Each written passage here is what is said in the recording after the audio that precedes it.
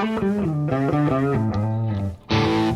now, I'm Whit. Welcome back to the channel. Today, an unboxing from Cadisen, another homage we didn't know we needed. Inside is their version of the Lunar Pilot. Another quick unboxing. Polishing cloth, warranty card, instructions. Ooh, wow. Man, pretty sharp looking for a super budget watch. Let's get the wraps off. And through the magic of editing, there it is in its unwrapped glory. Yeah, that is a good-looking dial, huh? Of course, thanks to another manufacturer. Again, this is an homage of the Lunar Pilot. So you'll notice immediately the pushers are different. They obviously didn't copy that style, but everything else on the dial seems to be pretty one-for-one. I think the case is a little smaller. This is a great-looking case, nice and beefy. It's got some substance to it. I'll weigh it here in a bit. But look at that, brushing everywhere. Looks to be a flat crystal. It is sapphire with AR coating on the underside. I can see a little bit of problem immediately with the legibility of the subdials handsets. It being that silver against the blue, but otherwise a great look. Let's explore more. Okay, it is a threaded crown, so screw down crown. The pushers are freestanding. Okay, threads easily. And let's check out the chronograph. See, I'm not as familiar with this movement. This is the Seiko VD53.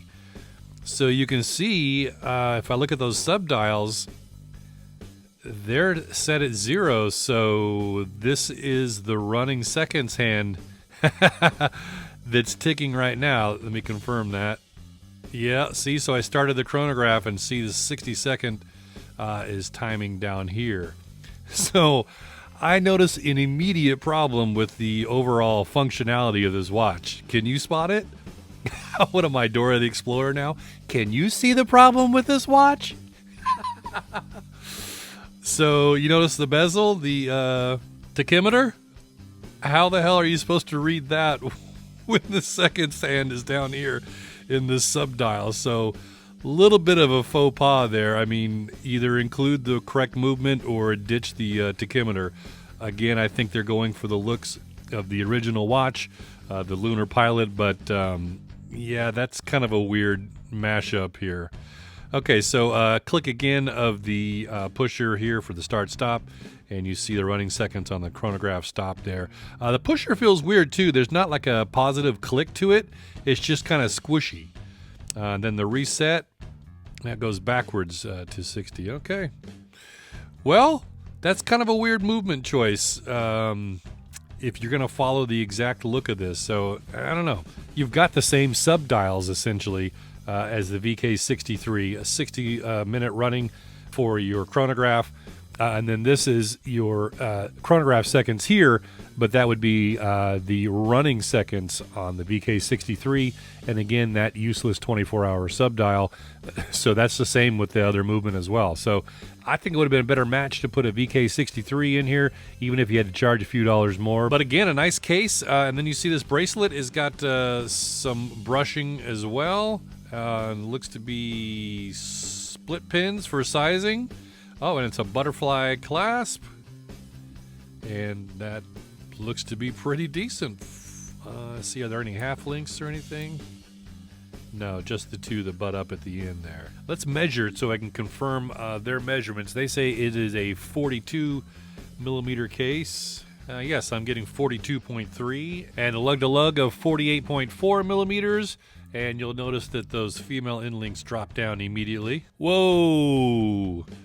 Lug width is 19 millimeters. They went with a weird size there too. Good news is more and more companies are making 19 millimeter straps, so you shouldn't have too much of a problem finding a replacement strap. Tapers down to 18 at the clasp. But yeah, that's still kind of a weird size to use. The original has a 20 millimeter lug width too, so I don't know why they went with that. Okay, strange. and a case thickness of 12.1 millimeters.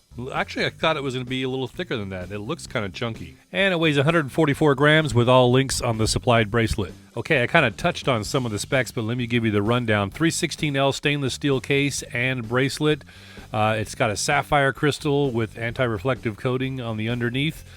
50 meters of water resistance. That is a screw-down crown and non-screw-down pushers.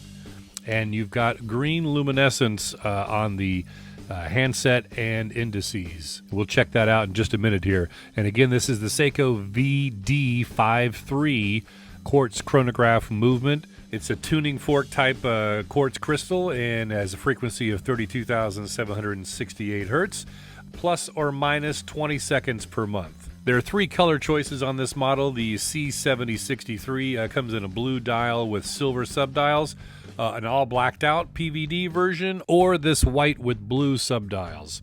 I will say that the white section in person appears a little more like gray white. It's kind of a cool color. I don't know if you're grasping it here. My white balance is freaking out, but yeah, it's got a little bit of a gray white. It's a pretty cool color. And there's a lot of texture on that main white dial. You see the indices with polished surrounds. And then those subdials have the blue subdials there, have that radial groove to them. It looks pretty nice. I mean, you know, this watch is under $60 US. And look at how tight we're getting in. This pretty clean dial, you know, for being this close. Okay, let's check out the luminescence. Not expecting wizardry. Okay, not too bad on the loom. A little better than I expected, actually. See, the indices are a touch brighter than the handset, and obviously the subdials are not loom, the handset on those. But otherwise, you know, again, this is just listed as green luminescence, so I don't think it is brand name paint. But again, for a budget watch, not too bad. Man, where are my manners? I forgot to show you that case back a little earlier, and I had saved that sticker for you too. So you ready? Ah, that's a nice case back. I like that. It's all brushed around with the specs around the surround, and then you got that high polished circle leading you to the center of the case back with the Cadisen logo. Very slick. Nice, simple case back. All right, it's try-on time. Today I'm wearing the Wise Hitman Special Edition. This is the Hit 66 full loom dial. Man, this thing glows. It's hard to talk about how beautiful this thing is in the daytime because its luminescence really outpowers everything else about it in the daytime because it's just such a blowtorch. I'll give you a little tease. Just go check out that video there if you want to see the luminescence on this thing. But beautiful watch in the daytime too, right?